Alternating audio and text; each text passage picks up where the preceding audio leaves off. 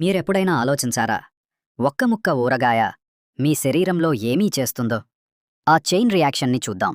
ఉప్పు మరియు పులుపు క్రంచ్ ఇక్కడ మొదలవుతుంది. జార్ నుండి ఫ్రెష్‌గా తీసిన ఆ ముక్క మీ నోటిలోకి వచ్చినప్పుడు యాసిడ్స్ మరియు ఉప్పు లోపలికి వెళ్తాయి. ఆ మిశ్రమం ఎసోఫాజస్ గుండా జారి పులుపు ఎనర్జీతో మెరుస్తూ వెళ్తుంది. కడుపులో వెనిగర్ ఎంజైమ్స్‌ని మేల్కొలుపుతుంది. డైజెషన్ని వేగవంతం చేస్తుంది. ఫర్మెంటెడ్ కాంపౌండ్స్ పేగుల్లో ఫ్రెండ్లీ బ్యాక్టీరియాని పెంచుతాయి. కానీ సోడియం రక్త ప్రవాహంలోకి జారుకుంటుంది. మీ సిరలను వెలిగిస్తుంది. మీ గుండె కష్టపడి కొట్టుకుంటుంది. బ్లడ్ ప్రెషర్ కొంచెం పెరుగుతుంది.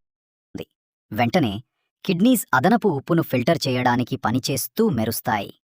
అయాన్స్ మారుతాయి. సోడియం, పొటాషియం, క్లోరైడ్ బ్యాలెన్స్ కోసం పోరాడతాయి. బ్రెయిన్ వెలుగుతుంది. స్పష్టమైన సిగ్నల్ని పంపుతుంది. నీరు తాగండి అని. అదే సమయంలో పేగులు ఆహారాన్ని వేగంగా కదిలిస్తాయి. వెనిగర్ శక్తితో లివర్ పచ్చగా మెరుస్తుంది.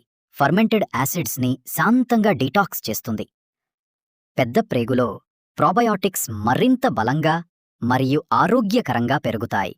కానీ మీ రక్త కణాలు గుసగుసలాడతాయి. ఇప్పుడే మరింత నీరు కావాలని.